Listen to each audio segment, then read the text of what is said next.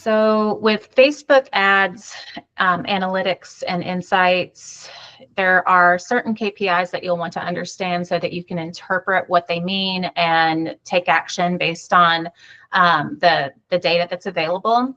So there's a lot of different columns that you can adjust in your reporting dashboard when you're looking at the campaign, ad set, and ad level.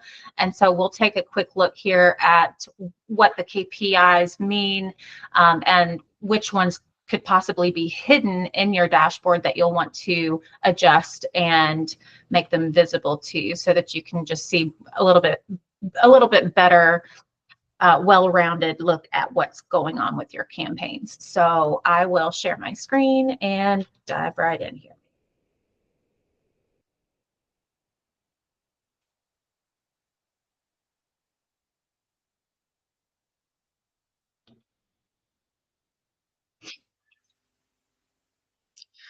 All right, so this particular account, this is an e-commerce client. They sell formal dresses and like wedding dresses, bridesmaid dresses, and so and other clothing for women primarily. So we have a catalog sales and purchase campaign here.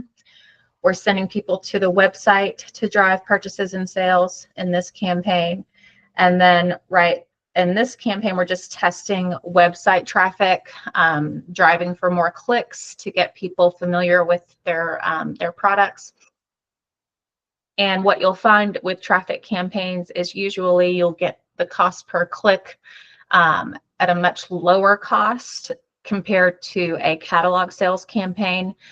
And that's just due to the nature of a traffic campaign. It's going to put you into a pool with a broader audience that may not necessarily be ready to buy.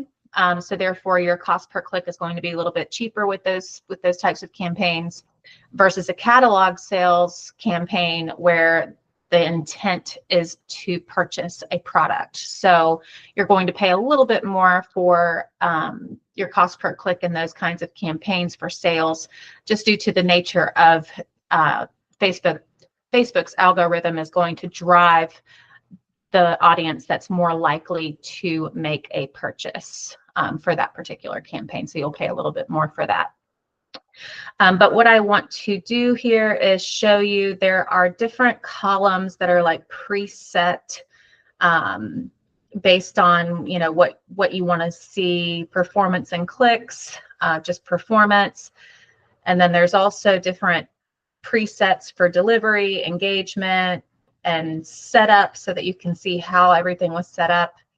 Now, what I like to do is just go to the customize columns option here because you can get really specific about what you want to see in your dashboard. And you can search for exactly what you want to see in the dashboard as well, which can kind of speed things up here. So as you'll see, there's different performance and engagement options that you can display in the columns. And then there's settings. You can show what the goal is, the budget, and the ad schedule is in your columns if you want to. And then there's different optimization columns that you can add. So usually what I like to do is I want to pull up the return on ad spend. So I definitely want to see what the return on ad spend is, especially with e-commerce campaigns. I would want to see what the quality ranking is. So that's already showing up in our column, so that's good. So we're looking at the performance metrics. We have all of the ad relevance diagnostics selected already. We have the CPM, cost per 1,000 impressions.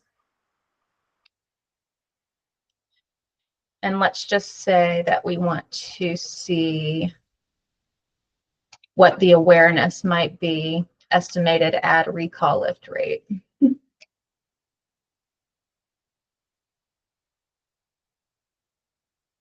I don't believe we have custom conversions set up for this one, but if you did have custom conversions, you can add those to your columns for reporting to see what those KPIs look like.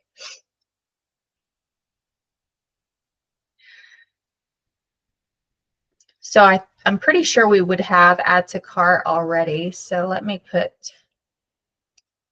you can actually include the value of the add to cart too. Checkouts initiated. That would be another one to look at, especially for e-commerce. Conversion value of your website purchases. The number of direct website purchases. Those are good ones to review. So we've already got the ROAS added here. You can do purchases, registrations. All of these could potentially be valuable actions. So I'm just going to start there and apply these changes to our columns in the dashboard here and see what we have going on.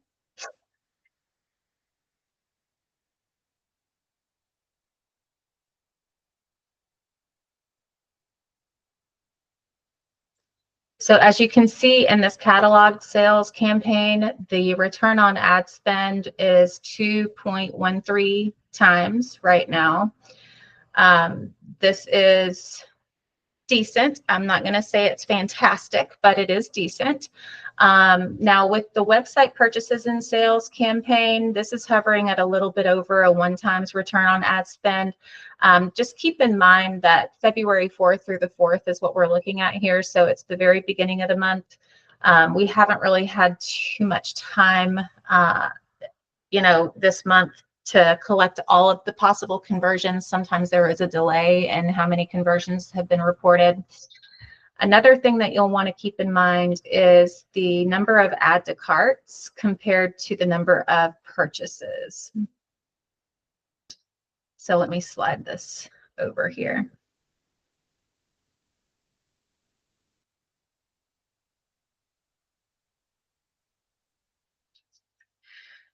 So we've had a lot of add to cart activity. So we had 18 add to carts, 20 add to carts in this campaign. But compared to the number of times someone has added it to their cart, only 7 checkouts were initiated.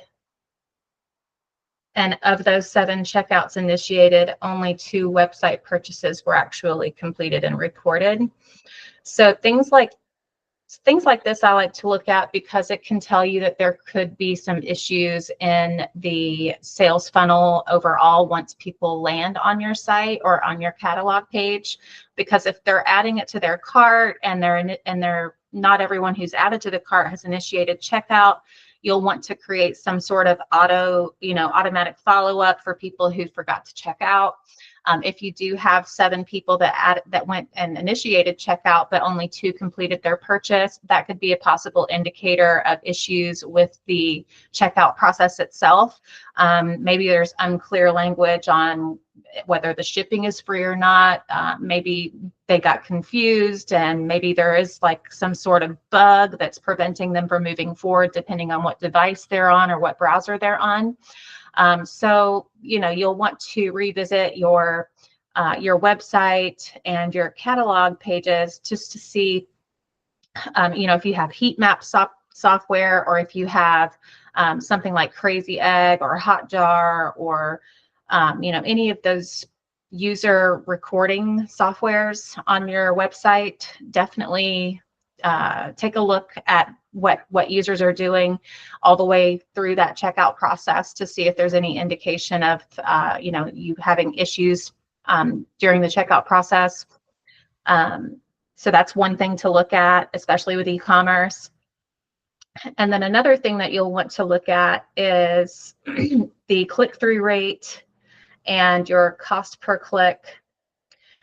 So if you go back to our cost per click, we're keeping it 65 cents or less on a cost per click. Now this is for a purchase or conversion campaign, so it is running a little bit higher on the cost per click than the other 2 campaigns. And now with this catalog sales campaign, The difference between these two is that on this campaign, we're sending people to the client's website to check out on their website and to maybe browse other website pages if they desire. And then with the catalog sales campaign, we're keeping the user on Facebook and allowing them to check out through the Facebook catalog of products that the client has integrated with their product feed. So we're not sending people away to visit some other domain. We're keeping those users on Facebook for the checkout process. And Facebook will keep the cost per click a little bit lower in that scenario because you're completing that action on Facebook, and Facebook's modus operandi is to keep their users on the platform longer. They don't want to send traffic outside of Facebook. They want people to stay on it because that's their business model. So they will reward advertisers for keeping their leads and prospects on Facebook rather than sending them away to somewhere else to do the conversion activity there. So keep that in mind. Now, I mentioned that website traffic campaigns generally have a much lower cost per click, and you can see that here. 6 cents cost per click in the website traffic campaign, but you definitely want to consider the quality of traffic that you're getting, what your ultimate goal is. What do you want that traffic to do once they have reached your website, and is it really driving value for your business? So that's, it's just one way to get a lot of traffic to your site pretty quickly is to drive a traffic campaign. But the number of people that are visiting your website may not always be qualified prospects for your business. So just, you want to keep that in mind. I would suggest quality over quantity, but all businesses have different goals. So just keep that under consideration whenever you're mapping out your strategy. Now, another thing that we want to take a look at here is the click-through rate. So the click-through rate can tell you how interested your audience is to, how interested they are in what you're selling. It can also be an indicator of how relevant your ad is to the audience that's seeing it. And it could indicate issues with your headline or indicate issues with the description or the ad copy overall. If it's not engaging enough, then you're going to see a much lower click-through rate. Or if your audience is too broad and it's not the right audience to be seeing your ad, then that could also result in a lower click-through rate. So in this case, I'm pretty impressed with the 6.85% click-through rate with this affordable 6 cents on a cost per click. So definitely look at those metrics. It could be an indicator of performance early on. And then with the catalog campaign, a click-through rate, ultimately with catalog or e-commerce campaigns, return on ad spend is going to supersede any of the other KPIs that I would generally look at for like a traffic campaign or a leads campaign. The return on ad spend is always going to be like at the top. So if your campaign is performing well and it's delivering at least a 2 to 3 times return on ad spend, then some of the other metrics aren't so important because cash is king. You want to, see what kind of revenue it's generating for you. But the other KPIs can help you optimize and improve your campaign depending on what your goals are and what you find when you're looking into the audience research to see who's seeing the ads. Now, another thing that you'll want to keep in mind here, let me see. The cost per 1,000 impressions. I would say that $17 is a little bit more expensive than I would like to see for a CPM. So you'll want to take a look at the audience insights report just to make sure that you don't have audience overlap in each of your campaigns. And then you'll also want to just make sure that the placements that Facebook is placing your ad on are giving you good data. So like if you're paying to be shown on the audience networks, but you've never had any conversions from the audience networks, then that could drive up your CPM cost. It could also drive up your cost per conversion for whatever your objective is in that campaign. So even though automated placements are highly recommended based on the predictive, AI Advantage Plus campaigns, you still want to monitor that. You can't put 100% trust into the AI to do everything at the best possible performance. So it's always good to go back and monitor what's happening on the back end of the campaigns, make sure that that AI is performing as it should. And if needed, you would need to go back in and make adjustments depending on what you find.